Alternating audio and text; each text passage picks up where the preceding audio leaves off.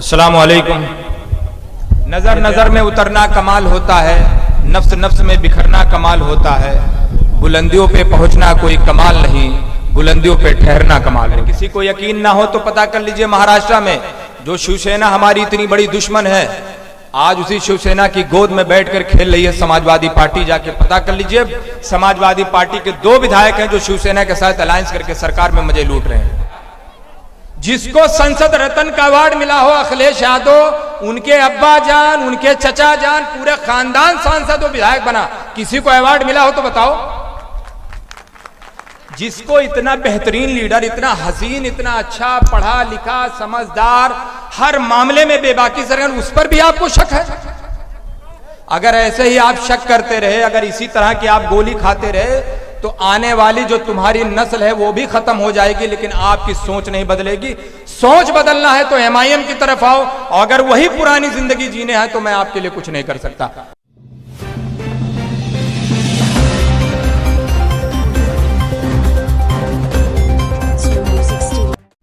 मैं अपनी बात को शुरू यहां से करूंगा कि हालात कैसे हैं और कैसे कैसे बदल गए। बहुत से लोग कहते हैं 2014 से बड़े बुरे हालात हैं और 2021 चल रहा है, बड़े बुरे हालात से देश गुजर रहा है। मैं भी मानता हूं कि हालात बहुत खराब हैं और हालात को सबसे ज्यादा खराब करने वाली भारतीय जनता पार्टी है। लेकिन इस हालात से लड़ कौन रहा है? कौन चाहता है कि इस तरह के हालात बदलें? मैं तो देखता हूं कि लोग ये सोचते हैं खून से खून साफ होगा। कैसा हो सकता है? क्या नहीं हो सकता है। जो विचारधारा, जो लड़ाई लेकर चल रही है भारतीय जनता पार्टी, वही लड़ाई कांग्रेस पार्टी, समाजवादी पार्टी भी लड़ना चाहती है। तो क्या ये तमाम लोग हिंदुत्व की ही लड़ाई लड़ेंगे? कोई देश और संविधान की लड़ाई नहीं लड़ेगा?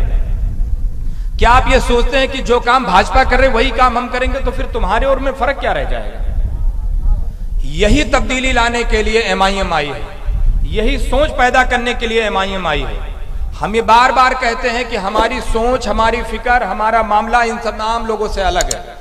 इसीलिए बार बार असदुद्दीन ओवैसी साहब हर न्यूज टीवी डिबेट पे या जनसभाओं में या पार्लियामेंट में कहते हैं कि नदी के 2 किनारे कभी एक नहीं हो सकते, और वो नदी के 2 किनारे अलग अलग भाजपा और एमआईएम है। लेकिन ये किनारा समाजवादी पार्टी और बहुजन समाज पार्टी और कांग्रेस से नहीं मिलता है।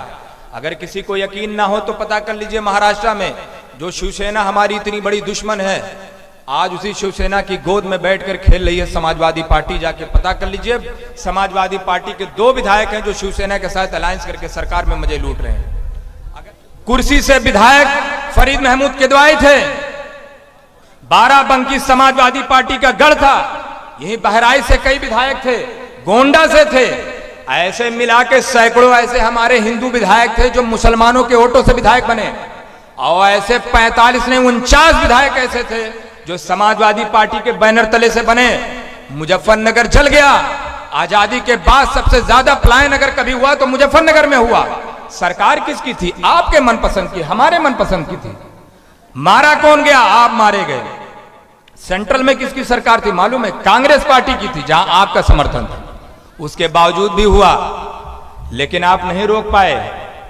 यही बात मैं आपको बता दूं कि एक मामला हुआ मुजफ्फरपुर में, जो बिहार में पड़ता है। एक मुस्लिम लड़की के साथ बलात्कार हुआ। बलात्कार करने वाले 2 यादव थे। उस केस को छुपाना चाहते थे, लेकिन अल्लाह का करम देखिए, फौरन एमएलए बने थे अख्तरुल ईमान और उनके 4 लोग साथ में। जैसे पता चला, मुजफ्फरपुर का मेरे पार्टी का जिला अध्यक्ष मुकीम भाई थे, मैंने उन्हें फोन किया। हमने कहा मुकीम भाई पहुंचिए और प्रदेश अध्यक्ष जी से बात करिए। उन्होंने बात किया, उस लड़की के घर पहुंचे, जो हो सका पार्टी की तरफ से इमदाद किया। फौरन एफआईआर के लिए बात रखी। एफआईआर नहीं लिखी जा रही थी। अख्तरुल ईमान साहब ने डीजीपी से बात किया और कहा कि अगर एफआईआर नहीं लिखा गया तो हमारे 5 विधायक आके धरने पे बैठ जाएंगे और लाखों लोग आपके डीजीपी ऑफिस का घेराव करेंगे। रातों रात एफआईआर लिखा गया। रातों रात एफआईआर लिखा गया। सदन में पहली एंट्री हुई। शपथ लेने के बाद फौरन अख्तरुल ईमान साहब ने कहा उस लड़की के लिए बेहतरीन से, उस लड़की के लिए कुछ ना कुछ मदद की जाए सरकार की तरफ से, और इन लोगों को सख्त से सख्त सजा दिलाई जाए। आपको बताऊं कि 2 दिन के अंदर 48 घंटे के अंदर उन दोनों को पकड़ा गया, जेल भेजा गया और अभी भी जेल में है, और उस लड़की के घर को अच्छा खासा सरकार की तरफ से मुआवजा दिलाया। यह है आपके 5 विधायक की हैसियत। वहां 49 विधायक थे, कुछ नहीं कर पाए। यहां 5 विधायक थे लेकिन कुछ नहीं होने दिया। तो ये चीज आपके अंदर होनी जरूरी है। तो आपसे मैं बार बार कहता हूं, क्यों लीडरशिप आपकी जरूरी? जब आपकी लीडरशिप होगी तो आपकी बात सुनी जाएगी। लेकिन अगर आप किसी दूसरे की लीडरशिप को एक्सेप्ट करेंगे तो आप एक बधुआ बैल लेंगे, जो कहा जाएगा वही बोलेंगे। हिम्मत नहीं रहेगी आपको स्टेज पे खड़े होने की।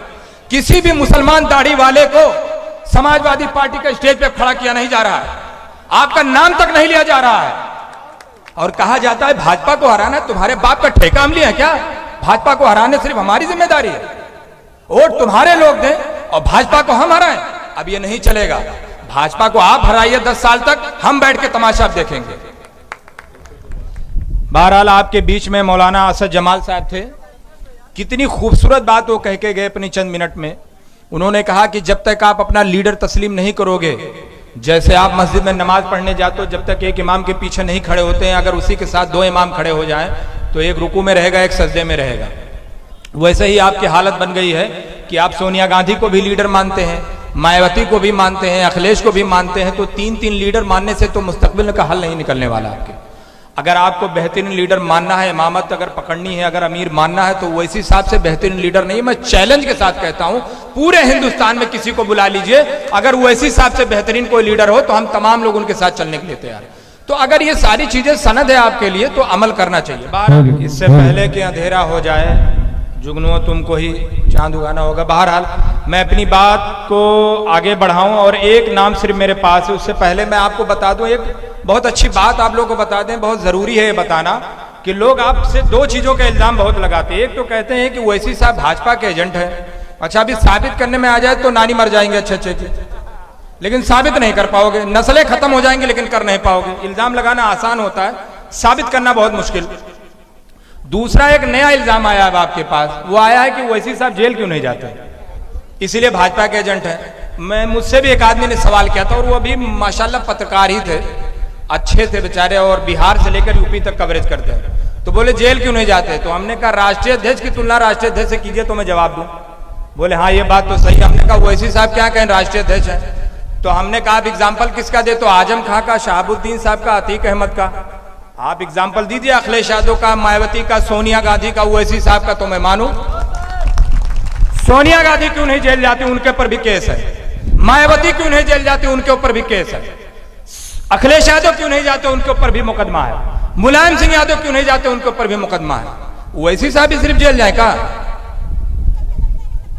तो जब तक राष्ट्रीय अध्यक्ष की तुलना राष्ट्रीय अध्यक्ष से कीजिए, कोई भी पूछे तो कह दो अखिलेश यादव जिस दिन जेल जाएंगे उस दिन ओवैसी साहब भी जाएंगे। दोनों लोग बीजेपी के एजेंट बनने के लिए तैयार हैं। बताओ,